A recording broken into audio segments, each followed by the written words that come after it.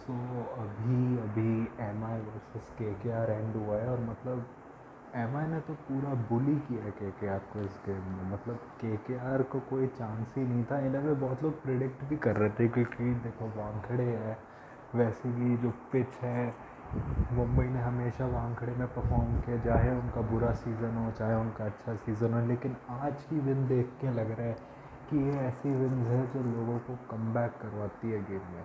ऐसी विन्स है, one of the wins जो कम बैक करवाती है सीज़न में।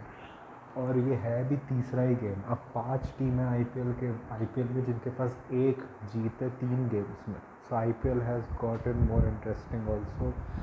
वो अश्विनी कुमार ने स्टन कर दिया पूरे अपने डेब्यू में, जो उसने बॉलें डाली। मैं ये भी कहूँगा ओवर हाइप मत करो, पिच में बहुत कुछ हो भी रहा था। उसने राइट लेंस पे बॉल डाली और उसको विकेटें भी मिली। इन अ वे वो न्यू बॉलर भी था, उसको ज़्यादा फेस भी नहीं किया था बैटर्स ने।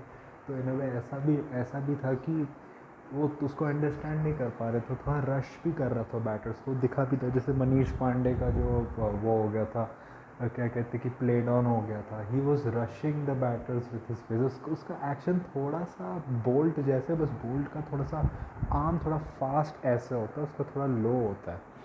और अगर तुम ये भी देखो भाई, मैं कंसिस्टेंट परफॉर्मेंस पे देखूंगा कि इसको कैसे रेट करें। लेकिन अगर इसी मैच से देखो तो एम आई के स्काउट्स का पता चलता है कि भाई लिटरली कोई शेर पंजाब वाले टूर्नामेंट में गया, उसने देखा और उसको वहाँ से मिल गया। क्योंकि वरना अगर इसके ओवरऑल स्टैट्स देखो, जो मुझे पता चला है ट्विटर से, कि इसकी सारी फॉर्मेट में 50 से ज़्यादा एवरेज है बॉलिंग पे। और अपने लास्ट मैच में डोमेस्टिक में पौंडीचेरी से पिट गया था।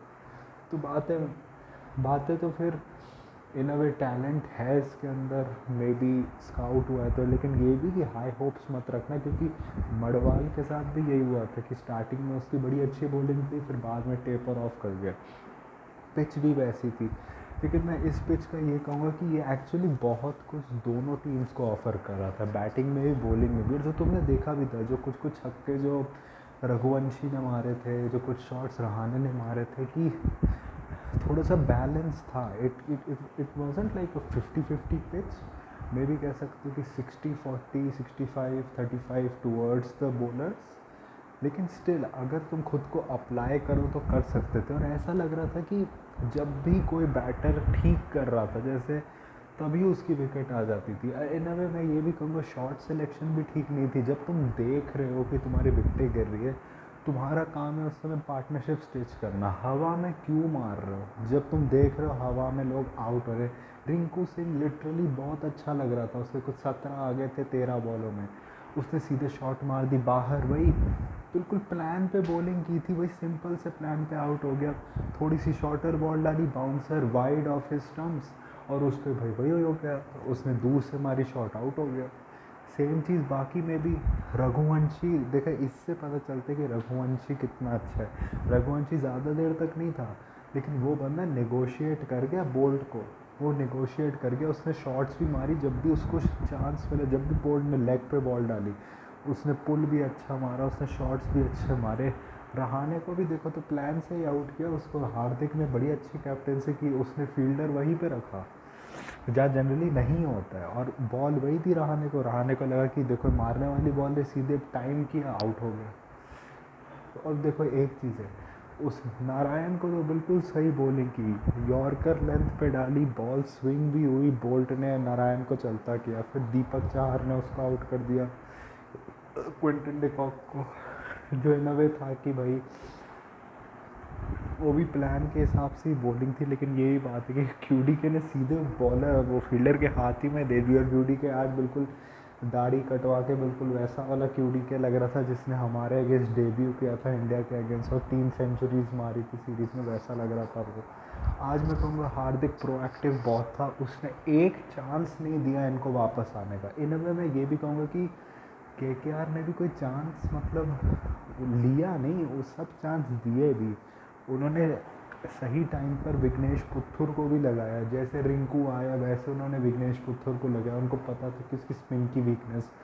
विघ्नेश पुथुर उतना चला नहीं, आज वो थोड़े से रन भी खाए, लेकिन तभी भी thinking was right. The thinking was right. Even Santner को भी सही टाइम पे बॉलिंग करवाई यार। रसल का ये है, तुम ओवरऑल कह सकते हो कि रसल की एवरेजेस बेटर है पोलार्ड से, मे बी स्ट्राइक रेट भी, लेकिन उसके अंदर दिमाग नहीं है भाई। तुम मतलब क्या कोशिश करने की, तुम्हारी तब 7 विकेटें गिरी है, 6-7 विकेटें गिरी, क्या ज़रूरत थी वो शॉट करने की, आउट हो गए उस पर। वही बात है कि रमनदीप ने भी कुछ शॉट मारे लेकिन एंड में वो भी आउट हो गया, तो होना तो यही था। मैं ये कहूँगा सब ने अच्छा किया, सब I think overall as a bowling unit भी उन्होंने बहुत अच्छी परफॉर्म की।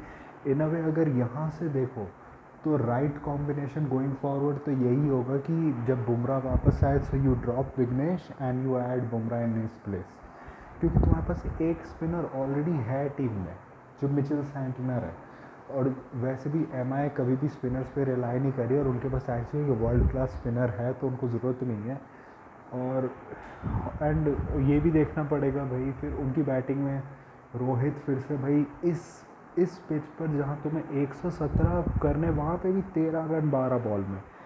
एक तो भाई रोहित 2 मैचेस में एज एन इम्पैक्ट प्लेयर है, मतलब उसको वो फील्ड पे भी नहीं लेते, ऊपर से रोहित खुश भी नहीं लगता, बैटिंग करने जाता है तो इंटरेस्टेड नहीं लगता, मुंह पे हमेशा स्मग सा लुक होता है। तो भाई खेलना छोड़ दो ना, तुम ही रेडी हुए ना 16 करोड़ में रिटेन होने के लिए। तुम्हें अगर नहीं अच्छा लग रहा हार्दिक पांड्या के अंदर खेलना, जो क्लियरली तुम्हारी शक्ल से दिख रहा है, लेकिन तुम मान गए रिटेन होना, मुझे तो लगा कि सारे इश्यूज़ ख़त्म हो गए होंगे। इंटरेस्टेड नहीं हो तो मत खेलो। लेकिन ये भी बात है, अब हम इंटरेस्ट पे तो ब्लेम कर नहीं सकते। 2017 के बाद कितने सीज़न है जिसमें रोहित ने 400 रन भी मारे हो। 400 रन को कहा जाता है कि एज एन ओपनर एक डिसेंट सीज़न है तुम्हारा। 2 ही सीज़न आई थिंक, एक 2019 शायद और एक 2024, नहीं आई थिंक 2017 और 2024 ही रहा है जिसमें रोहित ने 400 से ज़्यादा रन मारे। बाकी सारे सीज़न में कहीं पे 300, कहीं पे 200 भी। तो भाई ये कैसे चलेगा भाई as an opener. Ryan Rickelton ने आज दिखाया, पहला ओवर बहुत अच्छा था स्पेंसर जॉनसन का, हर्षित का भी पहला ओवर अच्छा था, उसको निगोशिएट कर गए, रोहित तो बाल बाल बचा आउट होने से। हर्षित की भी बॉलिंग इतनी घटिया, मतलब तुम दूसरा ओवर डाल रहे हो अपना, बॉल इतनी इतनी स्विंग कर रही है, तुम फिर यॉर्कर पे आ गए, स्लोअर बॉल पे आ गए सेकेंड ओवर से ही। आई थिंक यहीं पे समझ आ रहा था कि उनको मनीष पांडे को नहीं लेना चाहिए था एज एन इम्पैक्ट सब। आई अंडरस्टैंड तुमने मनीष पांडे को क्यों लिया, क्योंकि तुम्हारे विकेट्स गिर गए थे, लेकिन जहाँ तुम्हारे पास बैटिंग रमनदीप तक है तो फिर रमनदीप को क्यों खिला रहे हो फिर। तो तुम्हें फिर ट्रस्ट करना चाहिए क्योंकि यहाँ पे तुम्हें वैभव अरोड़ा की ज़्यादा ज़रूरत थी, वो स्विंग करवाता बॉल को करता। हर्षित राणा का माइंडसेट ही मिडल ओवर से बॉल करने वाला है कि यॉर्कर डालना, स्लोअर बॉल डालना, उससे बॉल कंट्रोल ही नहीं होती है न्यू बॉल से। जो हमने देखा भी था, जो इंग्लैंड के अगेंस्ट ओडीआई सीरीज़ हुआ था, वो है ही नहीं उसका बॉलर, और फिर उसके स्पेंसर जॉनसन का भी दूसरा ओवर कोई अच्छा नहीं गया। आई थिंक वहीं पे सारी होप स्किल कर दी। मतलब यार किससे, रसल से आउट हो रहे हो, वो भी रसल की कैसी सी बॉल पर, उसने वही सिंपल सा, उसने इतनी बाहर बॉल डाली तुमको, थोड़ी सी शॉर्टर लेंथ पे डाली तुमने, वही मतलब कि जैसे लोग बैश नहीं करते बॉल को, बस उड़ाना है उड़ा दिया, अच्छे से हुआ भी नहीं और कैच आउट हो गए। तो ये तो मतलब है। ऊपर से मैं ये कहूँगा कि वरुण बेचारे ने अच्छी बॉलिंग की, लेकिन बात वही है कि अब जब इतना कम स्कोर है, जो पहले इतने पिट गए हैं, तो फिर क्या ही हो जाएगा। विल जैक्स नंबर 3 पे आया, कुछ क्या 14 इन 16 समथिंग पे आउट हो गया। विल जैक्स का यही है, उसका बेस्ट ऑप्शन है उसको एज एन ओपनर यूटिलाइज़ करना। वो उतना अच्छा प्लेयर नहीं है, ज़्यादा से ज़्यादा बैश कर सकते पावर प्ले में। स्पिन के अगेंस्ट आज देख लिया, वो स्पिन के अगेंस्ट कभी अच्छा नहीं था, इधर भी उसने कुछ नहीं किया और आउट हो गया। एक चीज़ एमआई के लिए खुशी की बात है, इंडियन टीम के लिए भी, कि सूर्य कुमार यादव अपने वापस अपने उसमें आ गए पूरे फॉर्म में, मतलब he is looking in touch. मतलब उसने 21 मारे 8 बॉल्स में कुछ, and he looked in touch apart from that one shot जहाँ एज हो गया था लेकिन वो छक्का चले गया था, but he looked in touch. It feels like last match के बाद वो फॉर्म में वापस आ गया जिस तरीके से। और रायन रिकल्टन के लिए बहुत बड़ा रिलीज़ था, जो मैं सुना भी ट्विटर पे, क्योंकि मैंने इसकी ऐसे T20 की क्लिप्स देखी, वहाँ पे तो अनरियल प्लेयर लगता है ये। लेकिन यही बात है कि लीग्स डिफरेंट होती है, इधर उसने सबको मारा, नारायण को तो सेटल ही नहीं होने दिया, नारायण को तो छक्के पे छक्के मार रहा था वो, तो उसको तो बिल्कुल आड़े हाथ लिया आपने। तो उसने भी अच्छा किया उसने मेरे हिसाब से।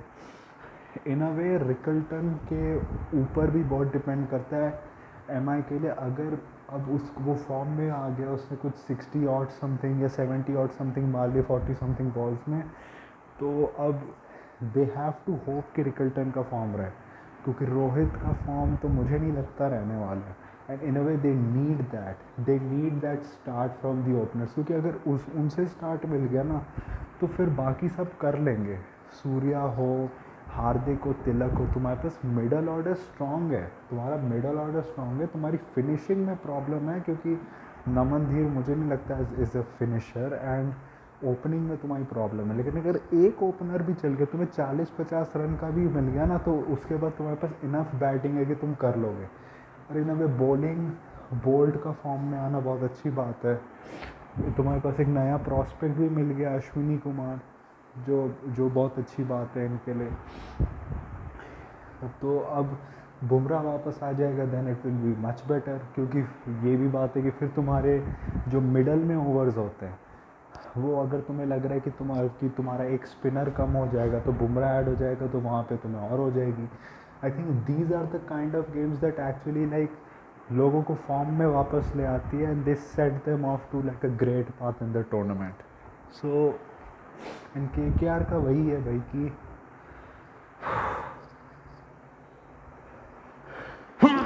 भाई एस आर एच वाला दिमाग मत लगाओ यार, तुम्हारे पास एक्चुअली लोग हैं जो पार्टनरशिप बिल्ड करना जानते हैं। ये क्या दिमाग है कि भाई 4 विकेटें गिरी हुई है 40 रन पे, तब भी भाई ऊपर ऊपर शॉट मार रहे हैं। ये गलत थिंकिंग है। तुम पार्टनरशिप बिल्ड करनी चाहिए थी, शायद तुम लोग 130 140 मुझे लगता है कर भी लेते, लेकिन वो मर मर के तो पहुँचे 117 पे, और तब भी that wouldn't have been enough on this Wankhede pitch. Matchups भी तुम्हारे अगेंस्ट गलत जा रहे थे। ऐसा लग रहा है कि सुनील नारायण इस साल वो नहीं कर पाएगा जो उसने पिछले साल किया था। वैसे भी बहुत लकी था वो, जो उसको पिचेस मिली थी और एक बार उसका चल गया, वरना वो रन कहाँ करता है। ऊपर से क्विंटन डिकॉक भी भाई मतलब कि इंटरनेशनल खेलता नहीं, चल गया तो चल गया, वरना वो भी कोई कंसिस्टेंट तो है नहीं। वेंकी अय्यर ऐसा लग रहा है वो बिट्स एंड पीसेस प्लेयर तो है ही, और ऊपर से मेरे को कभी भी टेक्निकली कोई एफिशिएंट लगा भी नहीं था। जब मैंने पढ़ा भी था किसी को जो जो फॉलो करता है कोलकाता और डोमेस्टिक क्रिकेट को बहुत, उसने बोला भी था कि पिछले साल जब वो लोग वेंकी अय्यर को back end of the IPL पे नंबर 3 पर भेज रहे थे, उसकी एक्चुअली अच्छी फॉर्म आई थी।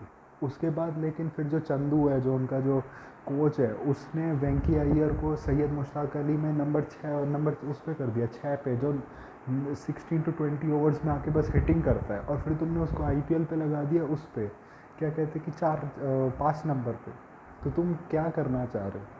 प्लेयर को अगर इतना तुम इमोशनल वैल्यू में ले रहे हो कि हम इसको लेंगे, ये हमारा प्लेयर है, ये हमारा फ्यूचर कैप्टन है, तो उसको उसकी जगह पे तो खिलाओ एटलीस्ट। अगर वो अच्छा कर रहे हैं तो उसको वहाँ पे खिलाओ, तुम बंदे को रूइन भी कर देते हो फिर।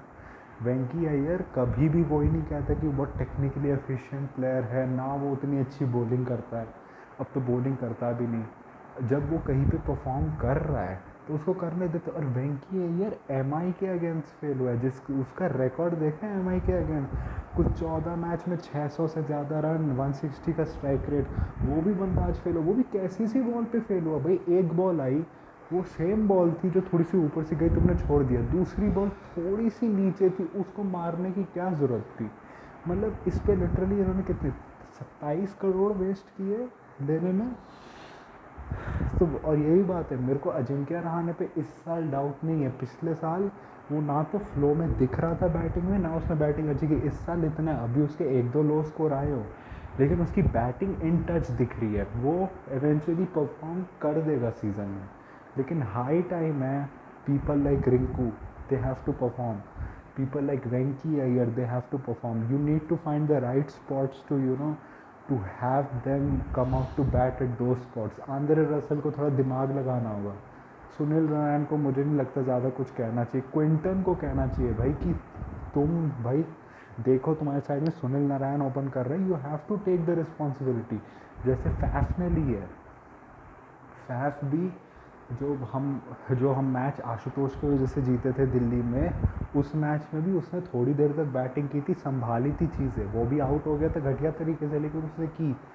इस मैच में फ्रेजर मैकगर्क अच्छा नहीं कर रहा था, उसने रिस्पॉन्सिबिलिटी ली, उसने तेज़ खेला, बंदा 40 साल का हो गया है, तब भी इतनी अच्छी खेली है उसने। तो क्विंटन डिकॉक को ले, और क्विंटन डिकॉक तो बुढ़ा भी नहीं है, वो तो 32 का है, बस ये कि बहुत जल्दी खेल गया था, वो जल्दी रिटायर कर गया। अगर वो रिटायर नहीं करना चाहता ना, तो साउथ अफ्रीका अभी उसको सारे फॉर्मेट खिला रहा होता, वो तो खुद रिटायर करे। सो बहुत प्रॉब्लम्स हैं इनके पास। और एम आई भी ऐसी है ना, वो फ्लो वाली टीम है, अगर उनका एक समय फॉर्च्यून्स चलने लगते हैं ना, तो फिर वो चलते जाते वो जीत जाते। वो लिटरली सीजन्स जीते हैं जहाँ पे वो मतलब स्टार्टिंग के 4-6 मैच हारे हैं और उसके बाद सारे मैचेस जीते हैं वो। तो उनके लिए ये नहीं है। हमारे लिए थोड़ा सा वो है कि अगला मैच इनका हमारे साथ ही है, दिल्ली के अगेंस्ट ही है, तो पता नहीं कैसा होगा, लेकिन देखते हैं। ओवरऑल आज एम आई की जीत की वजह से I P L has gotten more interesting.